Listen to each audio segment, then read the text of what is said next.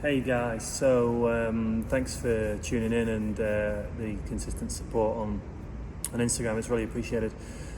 Just going to do a little bit of analysis on one of the throws from this morning, which was by an athlete called Jiajie, who's one of the top javelin throwers here in China. He's last season threw 76 meters 65 centimeters, so which is a pretty good progression for him based on what he did the previous year, where I think he threw 67 meters. He was quite a prodigious junior. He threw 72 in 2016, and I think it was the World Junior Championships where Neeraj Chopra threw over 86 meters and broke the World Junior record. So Jiajie's he's had a small elbow operation this year. He had some bone removed from his elbow that had been floating around there for some time. It was an injury that he sustained doing some bobsleigh training, and he came back to Shanghai, and ultimately he's needed to have it sorted out if he's going to have any future in the sport. He's probably got a potential somewhere that sees him throwing between 80 and 85 meters. He's certainly got the physical talent to do that. He's 6'4" and pretty tall, and he's probably about 98 kilos. So he's a big athlete. You know, he's got an incredible amount of work to do for sure if he's going to get there. But at the moment, we're working very hard on throwing at a very sub-maximal level, so he can throw a reasonable volume of throws and hopefully stay healthy.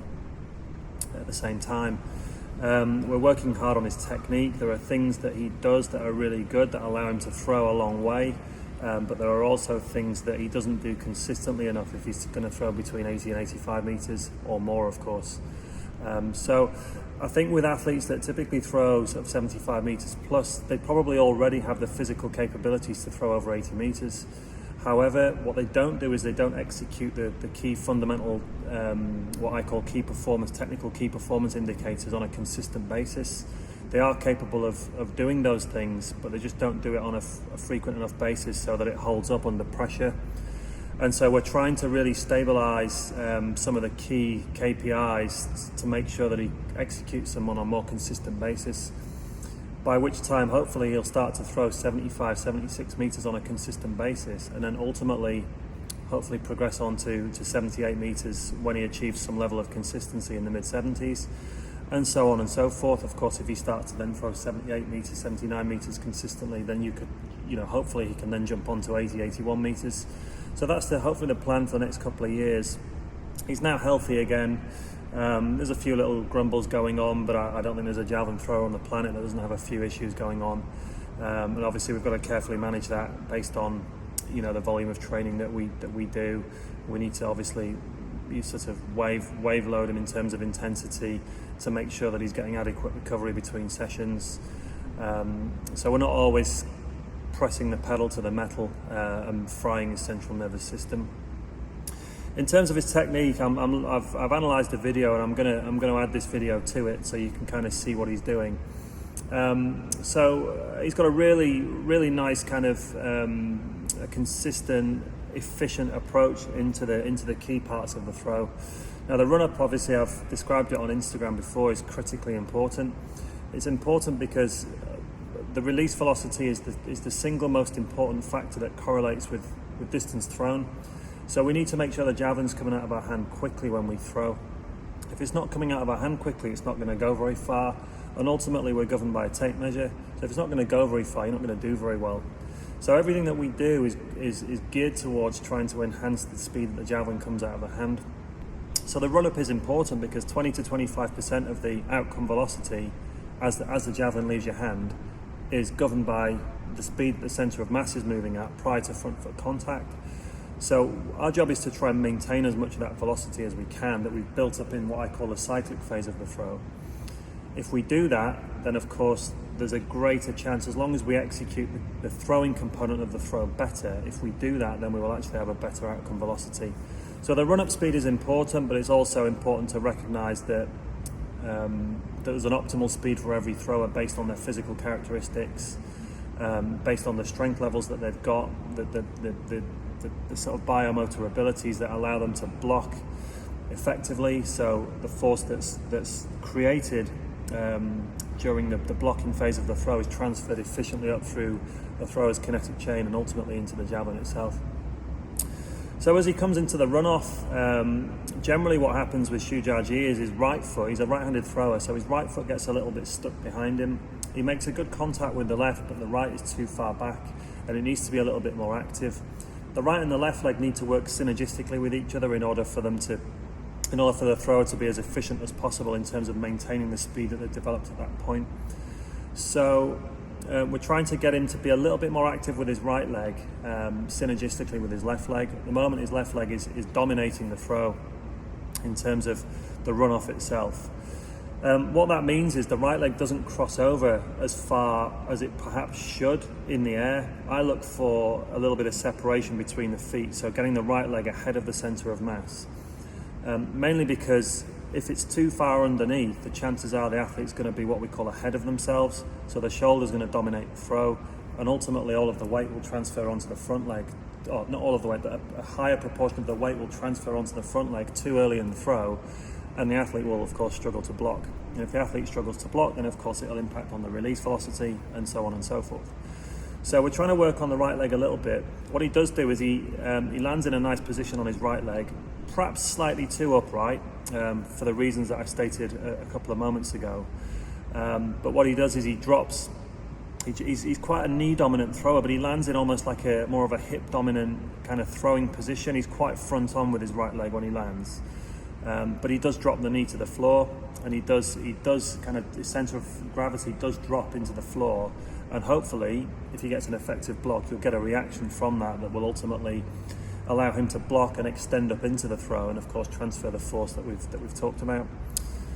So in terms of what he does with his front leg, so when he lands on his back leg, I look as a coach, and I'm sure you've seen this on some of my Instagram posts, for the left leg to be well advanced of the right leg at back foot contact, or right foot contact in this case.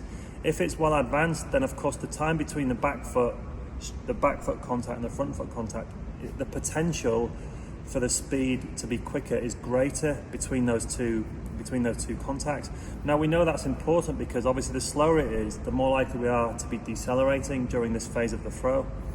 All javelin throwers in the world are decelerating at this point. It's impossible to continue accelerating when you've got a line coming at you at 7 meters per second and you've got 2.5 meters, perhaps maybe 3 meters to stop in. So what we're trying to do is minimize that deceleration during the back foot contact to front foot contact. And so putting the front foot in a better position at back foot contact to go to the ground quicker, for me, is a priority as a coach. Other coaches may see it differently, and I don't necessarily think that other coaches are wrong. I just think that you've got to have a philosophy and you've got to stand by that philosophy. And mine is based fundamentally on what I would consider to be fairly sound biomechanical principles. And therefore, getting the left leg in this case advanced of the right leg at back foot contact, at right foot contact, is really important. And Jiajie does that really well. What he doesn't do so well is the left leg, as it comes through, it kind of sweeps up a little bit too high. And because of that, he can't necessarily drive it to the floor in an effective way that I would consider to be an optimal way for this particular javelin thrower. So what he does is he stamps the left foot down to the ground a little bit, only a little bit. You can see a little bit of bend in his front leg as he throws. And of course at this slow speed he can get away with it because he's strong enough to be able to handle a little bit of imperfection in his technique, and therefore that kind of lack of solid block doesn't necessarily cost him in this way. But coming in at a faster speed where he's got a lot more sort of approach velocity to contend with, it's going to make it a lot more difficult for him to block with what we're aiming for, which is a straight front leg. Now there's a lot of speculation around whether we should be blocking with a straight front leg or not. I think my rule of thumb is you've got to have an outcome goal in mind. You've got to have something that you're aiming towards. You can't just go, well, we're quite happy with all these things. As a coach, you've got to have an outcome and a goal. And for me, blocking with a straight front leg is our outcome, is our goal. Now, most throwers in the world can't do that. And if I did a presentation recently looking at some of the biomechanical analysis from the 2017 World Championships in London, and the guys that got the silver and the bronze medal, the two Czech athletes, Jakub Vadlic and Petr Friedrich, they both blocked with not a completely bent front leg, but certainly not straight compared to Johannes Vetter and Thomas Roller.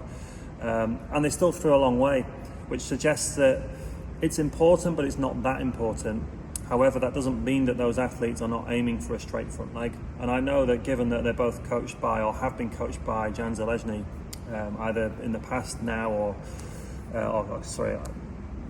whether they were coached by him in the past or whether they're coached by him now, Zelezny was definitely aiming for that. And if you look at some of his best throws, you'll see that he blocked with a fairly straight front leg. So it's fair to assume that that's what he champions as well. So with Jiajie, what we're aiming for is to try and get his front leg a little bit lower to the ground so he can drive into the block rather than stamp down on the block. Now, I know that there are athletes in the world, and one that springs to mind is Johannes Vetter, who does stamp his left leg down to the ground. He is ostensibly what we would call a hip dominant thrower. If you look at where he lands on his back foot, he lands with it pointing about 1 o'clock to the direction of the throw, so 12 being the direction of the throw. And he extends off the back leg. Sarah Kolak does it as well on the women's side. He lands with quite an upright torso on his back leg, which is rare for a hip dominant throw. You normally see someone who's a bit more like a Backley, who's sort of leaning back a little bit more. So in order to counter that, Vetter almost seems to stamp his front foot to the ground. It does come through quite high anyway, and he almost bumps the javelin up in the air. Now, I don't coach Vetter, I've never coached him, I've never spent any time with him, and I've not spoken to Boris about this, but I do feel certain that they've figured out a way to speed up the time between his back foot contact and his front foot contact. And I go back to, I think it was the London Diamond League in 2016 when Johannes was throwing in this meeting, and I think he threw 81 metres, but he was throwing it low and right all the time, and it seemed to me that he was missing his left leg. He wasn't getting right to left quickly, and it was costing him distance. And of course, at the end of that year, he threw 89 metres in Germany, and he definitely had sort of found something there that allowed him to jump forward a number of metres, and that was his personal best at the end of that season. And of course, subsequently, he's gone on and thrown 94 metres. He's won a world title, and he's one of the most successful javelin throwers of this current generation. And I think one of the things that he's improved as a thrower, aside from all of the phenomenal physical attributes that he's got, is the speed between his back foot contact and his front foot contact. I just think it's quicker. And whilst he does it in a unique way, there's still obviously a biomechanical underpinning philosophy as to why they're doing that. So going back to Jiajie, we're trying to drive into the block and trying to keep the torso back. One of his other weaknesses is that he's very early with his left shoulder. Now, that can be a combination of being too eager and unloading the throwing arm too early and everything just preempting the throw with the upper body, or it can be a symptom of being slow back foot contact to front foot contact. And if that duration is slowed down, everything's happening in a split second in javelin throwing. Everything happens really quickly. And if that duration is slowed down, then, of course, there's a temptation for the athlete to open the left shoulder early because ultimately they've got to throw the javelin. They've got to get rid of it. So if the left foot, if subconsciously their body's going, well, my left foot's not on the ground, what am I going to do? I'm going to throw. That's pretty much, I think, what is happening here. So we're working hard on that as well, and it's not just throwing javelins, it's not just throwing submaximal javelins. We're also doing a lot of work in our strength and conditioning environment as well, where we're adding constraints. So we're doing work with aqua bags, hydro vests, aqua balls. I've shared some of those exercises on Instagram in the last week or two. We're also doing some stuff in the weight room using isometric training, whether that's sort of isometric single leg squats in a javelin position, but maintaining a strong left shoulder.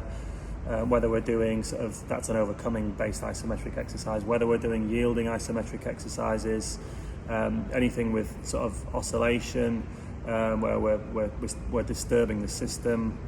We're doing lots of different things like that, but very much geared towards transferring that into his throwing itself. So, we can do stuff in the weight room and out on the track that is very kind of specific in terms of the strength qualities that we're looking for. But ultimately, we want to make that specific strength, if that's what you want to call it, relevant to the event.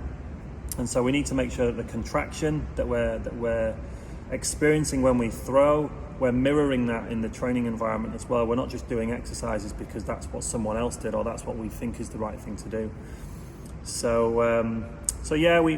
We're cycling different things and we're trying different things all the time. We're being pretty innovative, which I think is one of the great strengths of using the water, the hydro vests and such like. But certainly in the weight room, we're certainly trying to address some of the key fundamental things that will allow this athlete to progress beyond 80 meters. Because like I said, like anyone out there that's throwing 75 meters plus, for sure you've already got the physical capabilities to throw 80 meters. I mean, Jiajie snatched 100 kilos. I think his back squat is 170 kilos. Not massive numbers, but for me, for sure, good enough to throw 80 meters.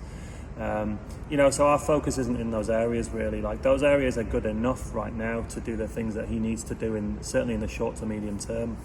If he's got the potential, or if he had the potential to perhaps throw 90 meters, which he probably doesn't have, then of course we would probably need to put a few more horsepower in the engine. But we're not going to spend our time investing hours and hours trying to get his squat up to 190, 200 kilos, without necessarily improving the technical things that are going to allow him to throw 80 meters plus. And for me, it's being strong strong and stable in key performance indicator technical areas that influence what I call the critical determinants of performance. So if the release velocity isn't greater as a result of doing some of the things that we're doing, then it's that old adage of does it make the boat go faster? I think Steve Redgrave and his crew, back in sort of 2000 coined that phrase. So everything that we do is kind of geared towards enhancing athletic performance for javelin throwing. And so hopefully some of the points that I've made, I'll show the video as well, some of the points that I've made in this video diary will be pertinent to some of you. And of course, if anyone's got any questions at any stage, by all means, drop me a line, drop me a message on YouTube, on Facebook, on Instagram, or drop me an email, and I'll be more than happy to help out. Okay, have a good weekend, guys. Cheers. Bye bye.